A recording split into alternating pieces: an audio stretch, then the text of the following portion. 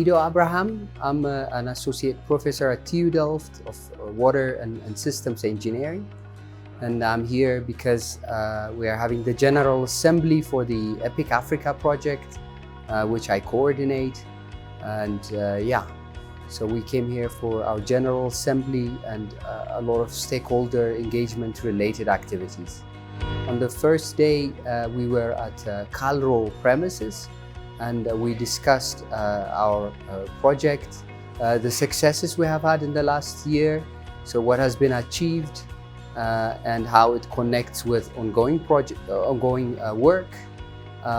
We also discussed with some stakeholders who were there, for example, from the Volta Basin Authority, about our work, and we were able to get some feedback. On the second day, we made plans for the next year, and we agreed on what needs to be done and who does it, and so on. And the third and the fourth day were at IBIS here in Westland, and these involved the Work Package 1 and Work Package 2, which relate to the governance of water, energy, food systems, and how planning is done institutionally. So here we had what we call the transition space approach, where we brought together not just traditional stakeholders from these institutes, but we also had citizens, people in professional capacities who are front runners in their disciplines, also to think with us about a vision for Kenya and how they see water, energy, food systems would change to, let's say, mid-century and to 2063, which is inspired by Agenda 2063 of the African Union. I believe some new ideas have come. So what would Kenya look like in 2063?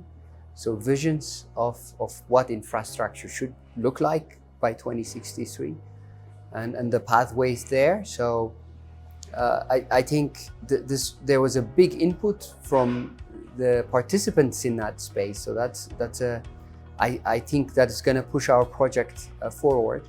So it's not always clear when we planned the project. You don't know exactly how we could effectively include the visions of citizens, for example, in modeling and planning work. So now it's a lot more concrete.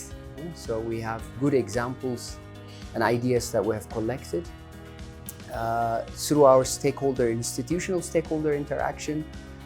We know a lot about intended projects for electricity and for water, and what those would imply for planning. So that also will push our project forward. Next is a transition space in Accra, Ghana. And after that, it's doing the work so that a year from now or so, we could come back to Kenya, for example, and interact with our key stakeholders and transition space participants to see through scientific modeling work whether their visions could be assessed, and to show some results and get validation from them whether this is good or where else we should go, what else we should consider. So that's our year cut out for us. Yeah.